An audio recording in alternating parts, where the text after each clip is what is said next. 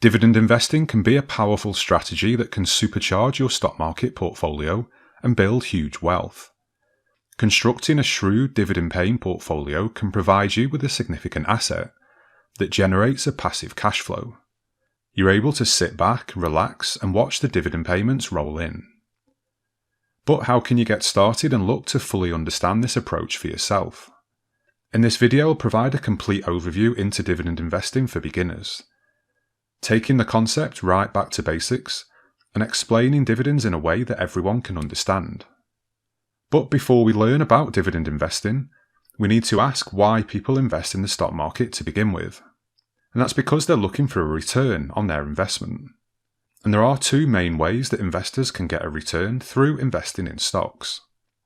They'll either look for capital growth, where, for example, you'll buy a share for $50, the business will flourish and grow, then as a result, the value of your share also rises. Let's say it's now worth $100. So you'd sell the share and pocket the $50 profit. This is typically referred to as growth investing. The other way is that you'll look to buy shares that pay a dividend, hold on to that share for the long term, pocketing the dividend payments that come your way. Unsurprisingly, this method is referred to as dividend investing, which is what we're going to discuss in detail today. So first of all, let's answer the most obvious question. What exactly is a dividend? A dividend is a portion of a company's earnings distributed to some or all of its shareholders. So in very simple terms, the company makes money, then shares some of it with people that have invested in their company. The payment frequency is decided by the company and can be monthly, quarterly, biannually, or annually. But why would a company give away its profits? And this is a very good question. And to appreciate this, we need to understand how companies endeavour to grow their business. Typically, a company will look to expand and scale its business through an external cash injection. And this is usually in the form of debt finance or equity finance. Debt finance is where the company will go to a bank, an individual, or an institutional investor and take out a loan with them. For example, let's say our company is a business that manufactures tables. They have one warehouse which can make 100 tables a week, but they're getting orders of 200 tables a week. So they've decided they need to purchase a new warehouse to grow the business and fulfill the demand. However, this will cost $500,000, which they don't have right now. Therefore, they decide to fund this through debt finance. So they go to a bank and borrow the $500,000 over a period of years. At the end of this period, they will have paid back the $500,000 plus interest, which is how the investor gets a return on the $500,000 they lent out. With equity finance, the business will raise cash by selling shares of the company to the public, institutional investors, or financial institutions. The people who buy shares are referred to as shareholders of the company because they've received ownership in the company. This is an important concept to remember when investing in shares, in that you now own a portion of this company, however small it may be. Unlike debt financing, equity financing carries no repayment obligation, so the company doesn't have to return anything back to the investor. But no one just gives their money away for free, so shareholders do still expect a return on their investment. And paying dividends allows companies to share their profits with shareholders, which is a way to thank them for their continued support and encourage them to continue holding the stock or to buy more. So how do dividend stocks work for the investor? As an example, say you buy 1,000 shares of a company for $10 each, you would have invested $10,000. Let's say that each share pays a 40-cent annual dividend. Over the course of a year, you'd receive $400 in dividend payments. That works out to a 4% yield, which is generally considered a good yield to aim for. This is basically cash in your pocket, and what you choose to do with your dividends is up to you. You can reinvest them to buy more shares of the company, and I'll discuss this in more detail in a minute. You could also buy shares in a different company. Or you could just save the cash. Or just spend the money elsewhere, so you could use it to pay a bill or buy a pizza or whatever you want. Regardless of whether the company's stock price goes up or down, you would receive those dividend payments for as long as the company continues to pay them. Let's now talk a bit more about dividend reinvestment. If you're looking to maximize your returns, then reinvesting dividends is one of the most powerful and reliable strategies around for boosting stock portfolio returns over time. I did a full video on this topic, which I'll add a link to at the end of the video and also in the description.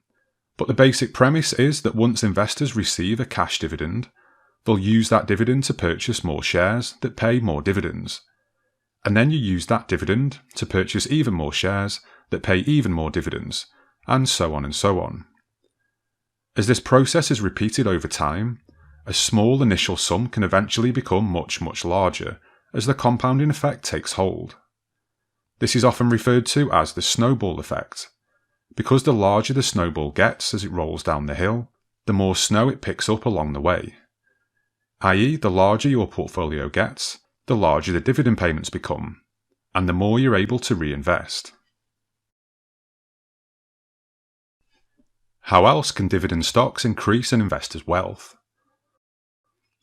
Over time, you'd hope that as the business continues to flourish, the company's earnings also grow, and therefore the company would decide to increase their dividend payments.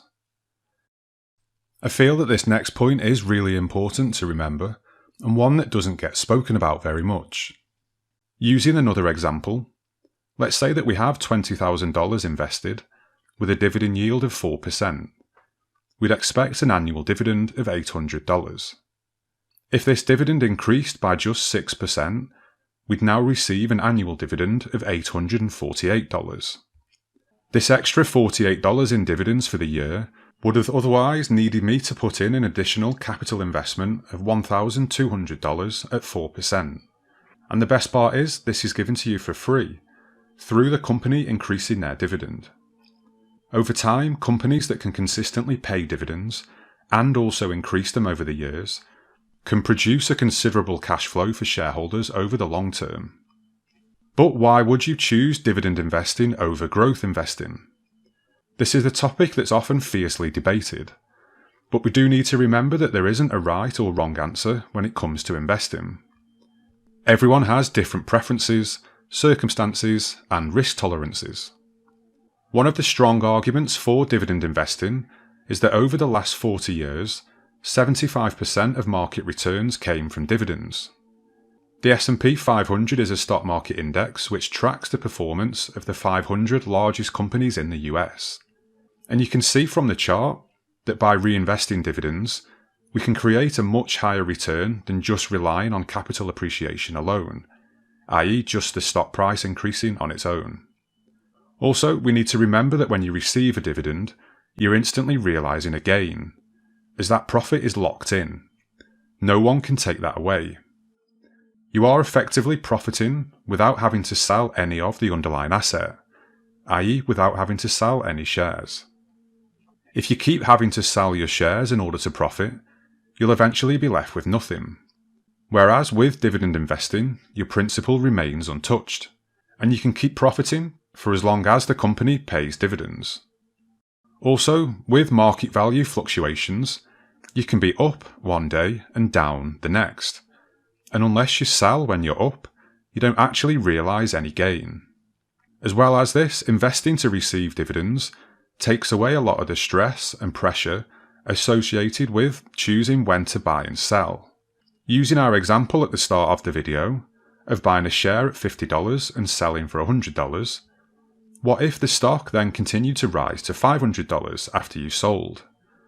You don't hold the share anymore, so wouldn't be entitled to any of those additional gains. So, do all companies pay dividends? No, they don't. For balance, we do need to note that not all companies pay a dividend. Typically, large, well-established companies are more likely to pay dividends than startups or smaller companies. This is because smaller companies often need to reinvest their profits to grow their business over time, rather than pay them out to shareholders. Also, just because a company has paid dividends in the past, doesn't mean that they're obliged to pay them in the future. There is always a possibility that any company could stop or suspend their dividend, but dividend cuts aren't always bad news in the long run. For example, some companies will cut their dividend to instead invest the cash into revenue increasing projects within the business. So, for example, instead of paying out a dividend, they might use the cash to acquire another company, build another factory to keep up with demand, or research and develop a new product line. This can help in the long term, as it could make the company more profitable, and therefore would likely improve future dividend payments. So you'd be exchanging a bit of short-term pain for long-term gain. It's also very unlikely that a reliable dividend-paying company would just suddenly stop paying dividends altogether. Markets react badly to dividend cuts because investors and analysts start to fear the worst, especially if the company's rivals are maintaining their dividend payments. The company may then have difficulty raising additional funds, because investors and lenders will naturally shy away from companies that are perceived to be in financial trouble. For this reason, most companies will do everything in their power to defend their dividend payouts. Okay, I think we've covered the basics now, so we're going to get a little more technical and also introduce you to some of the terminology you might come across in the dividend investing world. Firstly, what are the different types of shares that you can buy? As we now know that buying shares in a dividend-paying company will enable us to receive a dividend, let's briefly look at the different types of entities that we can invest in, specifically stocks, ETFs and index funds, and REITs. Looking at stocks first, this would be a share in an individual company. For example, if I buy a share of Coca-Cola, I now own part of that company, and am entitled to receive a dividend from Coca-Cola should they be paying one. ETFs, or exchange-traded funds, and index funds, are effectively a basket of stocks. For example, the S&P 500 index fund is made up of 500 individual stocks. So when you buy one share of the S&P 500, you're buying 1/500th of each of those 500 stocks. So when companies within the ETF pay a dividend, you are entitled to a portion of the dividends from all of the companies. REITs, or real estate investment trusts, are companies that invest in real estate. The basic business model of a REIT is where investors will buy shares in the REIT, then the REIT will go and buy real estate, and then rent it out to a client. REITs can buy all types of real estate: family homes, office blocks, shopping malls, hotels, apartment blocks, warehouses, etc. The REIT will then use their profits from the rental to pay back to shareholders, and there's a rule that REITs have to pay out 90% of their profits to shareholders. How do the key dividend dates work? In order to further understand dividend-paying stocks, knowledge of the key dividend dates is important. When you buy and sell dividend stocks, these dates determine who gets the dividend and who doesn't. There are 4 key dates to keep in mind when holding a dividend-paying stock. The first one is the declaration date. The declaration date is the date on which the board of directors announces and approves the payment of a dividend. The declaration includes the amount of the dividend being issued and states the record date and the payment date, which I'll discuss shortly. For example, on May the 3rd, 2022, PepsiCo declared a dividend of $1.15 per share, payable on June the 30th, to shareholders of record date as of June the 3rd. Then we have the ex-dividend date. The ex-dividend date is the date by which you need to own the dividend-paying stock in order to receive the upcoming dividend payment. If you purchase shares of the stock on or after this date, you won't be eligible for the upcoming dividend payment. For example, the ex-dividend date for PepsiCo is June the 2nd, 2022, which is one day before the record date. After that, it's the record date. The record date, which is set by a company's board of directors, is the date on which the company compiles a list of shareholders of the stock for which it has declared a dividend. This list is used to determine which shareholders are entitled to receive the dividend. Remember that the record date is set by the company, and the ex-dividend date is set by the stock exchange. The ex-dividend date is earlier than the record date, due to the fact that there is a settlement period for stock trades on exchanges. Think about an investor purchasing a stock on an exchange. It takes time for the investor's information to be updated on the company records. Most American financial products are on a T+2 settlement period. In other words, it takes 2 business days for a stock trade to settle. And then finally, the payment date. Simply put, the payment date is the date in which the dividend is paid to the shareholders. Classifications of dividend-paying companies. Companies will often look to raise their dividend over consecutive years, and depending on the number of years that they do this, they can be classified into different categories: dividend achievers, contenders, aristocrats, champions, and kings. Dividend achievers are companies that have raised their dividends for at least 10 years in a row or more. Besides the 10-year dividend growth streak, companies must be listed on the New York Stock Exchange, or the Nasdaq, and have a 3-month average daily trading volume of $1 million. The next category is the dividend contenders. They're stocks raising the dividend for between 10 and 24 years. The list is similar to the dividend achievers list, but since it's capped at 24 years, the total number of companies is smaller. The dividend aristocrats are companies that have raised their dividends for 25 years or more and are part of the S&P 500 index.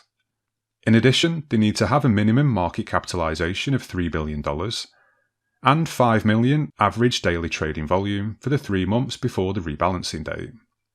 Companies on this list are often larger, well-established companies that are market leaders. The dividend champions are like the dividend aristocrats. However, the only requirement is increasing the dividend for 25 years or more. In addition, the list includes companies that are part of the dividend aristocrats and ones with a market capitalization of less than $3 billion and are not a member of the S&P 500 index. The last category is the dividend kings. This is a more exclusive list, and to achieve this status, a company must increase the dividend for 50 consecutive years. There are no other requirements. However, this task is not an easy one. Something to remember here, and something that I've mentioned in other videos, is that past performance isn't always indicative of future performance.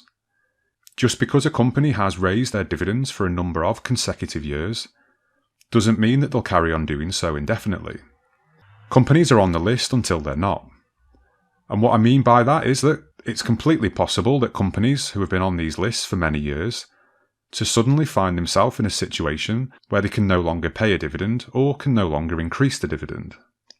When looking for strong dividend-paying companies, these classifications can offer a good starting point, but you should still do your own research and due diligence to decide which companies to invest in. And I will discuss some ways to decide which stocks to invest in more detail later on in the video. If this all sounds great so far, how do you go about actually buying dividend stocks?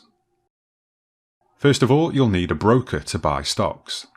Examples of popular brokers include Trading 212, Robinhood, Freetrade, and M1 Finance. Personally, being based in Europe, I use Trading 212. And if you're interested in beginning your investing journey with them, you can sign up by using my link in the description below, and we both earn a free share worth up to £100. So how can I decide for myself which dividend stocks to invest in? Before you do buy any dividend stocks, it's important to know how to evaluate them. There are metrics that can help you to understand how much in dividends to expect, how reliable a dividend might be, and, most importantly, how to identify potential red flags or potential buys. I'll run through some of the most common metrics now, using PepsiCo stock as an example through Yahoo Finance. First of all is the forward dividend and the dividend yield. The forward dividend is simply the annual dividend amount. So in this case, we know that PepsiCo are paying shareholders $4.60 each year per share. The dividend yield is the annual dividend, represented as a percentage of the stock price. For PepsiCo here, the share price is $177.33, and they pay $4.60 per year in dividends. So the dividend yield would be 2.59%, i.e. $4.60 divided by $177.33. Dividend yield is useful as you may want to wait for a stock price to hit a certain level to correspond to a certain dividend yield that you're targeting. When looking for dividend stocks, it's tempting to gravitate towards companies with the highest yields. However, this is often a flawed strategy, and there is a lot more to a good dividend stock than just a high yield. High dividend yields might be used by a company experiencing financial trouble in an attempt to attract investors. Investors can be lured in by a high dividend yield, only to find that the underlying company was not such a great buy after all. This is referred to as a dividend value trap. When something looks too good to be true, more research is necessary. The stock may be great value, or it may end up being more trouble than it's worth. Next, we have the payout ratio. This is the dividend as a percentage of the company's earnings. If a company earns $1 per share in net income and pays 50 cents per share as a dividend, then the payout ratio is 50%. In general terms, the lower the payout ratio, the more sustainable a dividend should be. As an example, let's say that a company has earnings of $100 million and it pays out $20 million of that in dividends. The payout ratio would be 20%. That means that the business has $80 million going spare, so it can use that cash to grow the business, or if they don't have any feasible ways of growing any further, they could increase the dividends to return the cash to investors. Next we have earnings per share, or EPS, and this is calculated by dividing the company's net income with its total number of outstanding shares. Investors commonly use EPS to value a stock or a company because it indicates how profitable a company is on a per share basis. Next we have the PE ratio, which is the price to earnings ratio. This helps you to compare the price of a company's stock to the earnings that the company generates. This comparison helps you to understand whether markets are overvaluing or undervaluing a stock. For example, a ratio of 26.71 would mean that investors are willing to pay $26.71 for every dollar of company earnings. And this is why the PE ratio is sometimes referred to as the earnings multiple. The PE ratio is calculated by dividing a company's share price by its earnings per share. But the PE ratio is often misused, and investors try to compare the PE ratio of two companies in different sectors, which would be a mistake. The better way to use a PE ratio as a comparator is to compare two companies in the same sector, or to compare to the sector average.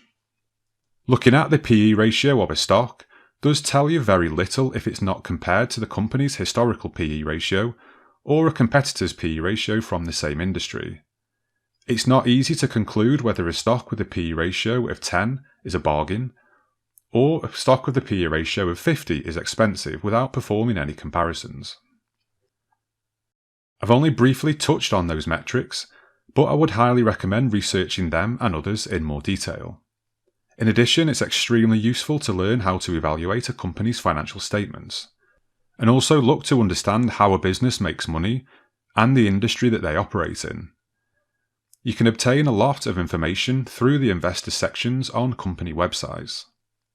And I do have a number of stock review videos on my channel where I do exactly that. But on top of that, I can't stress enough that you need to create your own method for appraising stocks. Speaking of which, now that we've gone over the basics and also looked at the more technical aspects of dividend investing, how can we look to build our own dividend portfolio and create our very own passive cash flow? To do this, we're now going to briefly touch on strategies for dividend investing. Most dividend investors tend to focus on a strategy that involves stable dividend payers and/or companies with a high dividend growth rate. Both serve an important role in a portfolio. With the stable dividend approach, the focus would be on mature companies with a secure cash flow. This allows these companies to consistently fund dividend payments and could also provide you with an immediate income. Using the high dividend growth rate method, the focus would be on buying stocks in companies that pay dividends that are growing historically. For example, you might buy a stock for $10 that's paying a dividend of 40 cents. So your starting yield would be 4%. Over time, the company may increase their dividend consistently and end up paying a $2 dividend one day in the future. So you'd have a yield on cost of 20%. Different investors may prefer one approach over the other, or a combination of both. It all depends on whether your goal is immediate and stable income, or whether you prefer long-term growth. I did do a video discussing my personal strategy, which I'll link to at the end of the video and in the description. However, when choosing a method, decide your approach.